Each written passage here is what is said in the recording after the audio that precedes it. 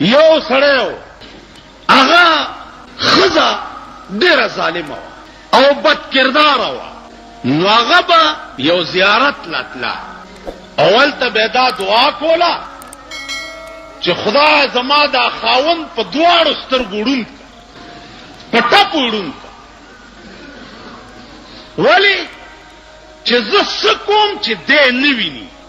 زیارت ته وی بابا زما دا میړه ړوند کړه. خاوند به ته تاسو کولو چې خزه ته چرته دی چې دغه زیارت لازمه او دعا کوم چې خدای زما میړه لا ډیر مال دولت ورکې او ډیر داسې کې او داسې. یو ورځ دا خاوند ورپسې پټ پټ تللی دی او د زیارت د پاسه چې کوم غلاف ورېدلی دی که نه دی دغه غلاف لاندې هغه قبر سره ملاس دی چې دا ښځه ورغلې ده وی زیارته بابا هغه ورته ځکه لاندې خاوند پروت و که نه ویل نن خو دې اواز هم راکو ویل زما دا خاوند په ټپ ړوند کا په دواړو سترګو. ورته وی چې کور کې دې زیړه غوا شته وی چاو شته وی هغه حلاله کا او 3 ورځې د هغې غوښه په میړه وخوروه نو په دواړو سترګو به ړوند شي. دا واپس کور ته راغلی ده چې څه ساعت پسې ورپسې خاوند هم راغلی دی. ښځې څنګه چل دی؟ ویل سړیه دا چاړه واله دا غوا زره لاله که. ویل ولې؟ وی نن خو هغه زیارت را سره خبرې مو کړې. اوس ښځې ته دا څه پته ده چې زیارت سره هم دی پروت و. دا هغې ته څه پته ده؟ زما په خپل خیال چې د خندانه زیات دی خبرې ته سوچ وکړي بیا به پې پوهېږئ نه. وکې حلاله که غوا حلاله کړه چې حلاله یې کړه یو ړومبۍ ورځ باندې چې په خاوند غوښه وخوړه وی ښځې زما د سترګو ته خو څه تیاره تیاره کېږي. په 2مه ورځ چې غوښه وخوړه وی ښځې دا تیاره خو زیاته شوه.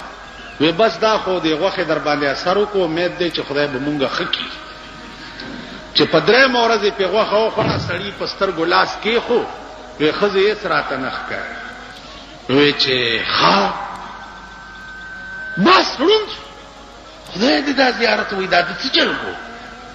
وی چې بس ړوند شو به د نور کاره خو ووتمه خو ښځې بس داسې به وکړمه چې د دروازه کې به ناست یم او چرګان مرګان به شړم. په دې کې څوک سړی راغلی دی کور ته دی ورته ویل چې راځه سړی په ټپ ړوند دی چې کش کش دې سړي اورېدلی دي کوتکې ورته راپرېښی دی چې په دا ځای سړی والی دی په ټکي مړ دی. ښځې ورته ویل دا دې څه وکړه بیړه دې غرکشه دا خو دی کولنګي چرګ مړ چرګانې ډېرو په کور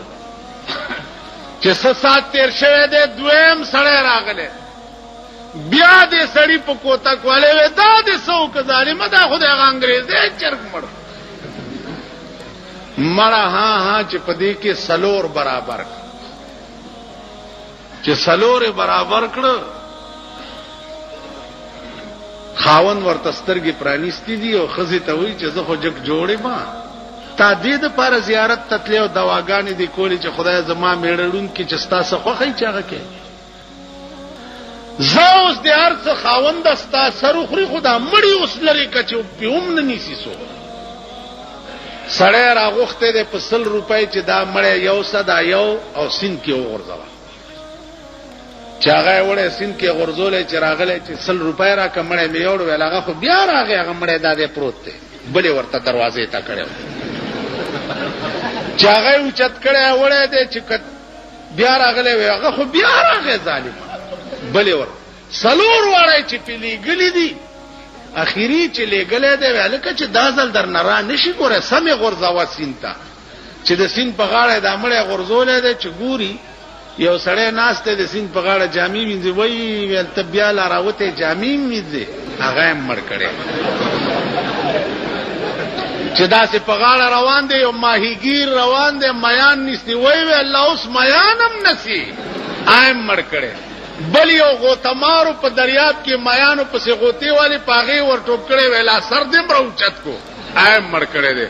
بیا راغې سړي ته وې چې وروره اوس مې سمه صفایا وکړه جامې وینځلې مړې را په غاړې ته راوتې بیا مې ور وغورځولو مړ مې کو بیا یې مایګیر په شکل کې راوتې بیا مې مړ کو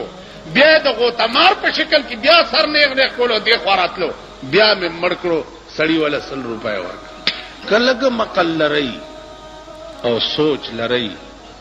نو دینه به اندازو لګوئ چې په مونږ هغه د ښځې کار شوی دی او د هغه سړي کار شوی دی خدای میړه مې په ټپ وړونکي او میړه یې سره ورسره فراډ وکړو او جوړې سترګې ړندې کړې هر څه یې لیده ویل زه څه وینم نه تاسو باندې هغه چل یو سړی و په خر به سره چلوله پټوله نو ملغلره بیا مونته چې ملغلره بیا مونته نو ولکې وینځله ناتې اولې ته وغورځېده لاړه اوبو یوړه دی اوس سرسام شو او وی چې پاکې نه پلیته خوا پاکې نه پلیته خوا که زه خبر وی چې دا به اوبه رانوړي ما باډو وینځلی نه وی کور ته راغی مور بچیا څه چل دی وی مور پاکې نه پلیته خوا مور والا ډاکټر راوسته چې دی هلک باندې څه چل دی ډاکټر والا علاج ملاج سوکو دا خبره تی نه هیره کړه مور والا پیسې ورکول څوکیږي 100 روپۍ هغه وی دا 50 والا 50 به بیا درک ول زه 100 به بیا پورا راکې چې ډاکټر زه تلاړو نو ده مور دې زوی ته وای چې بچی دا پتا څه چلو ول ولی وی تا چې وی چې پاکې نه پلیته خوا بیا ور یاد شو چې بیا ور یاد شو الګ بیا چغې کړې چې پاکې نه پلیته خوا پاکې نه پلیته مورم سرسام شو ول تپوس نه تپوس خو تپوس نه تپوس خو ډاکټر پسې سړی راغی چې راشه مریضان خو یو نه دوه شو ډاکټر چې راغی چې وی کته چې دا خو د یو علاج مې کوله مورم الټه پکې مې هغه زما 50 روپۍ را کورې عام لاړې ډاکټر چې دوی ته وکتو عام سرسام شو ویل 150 خېوې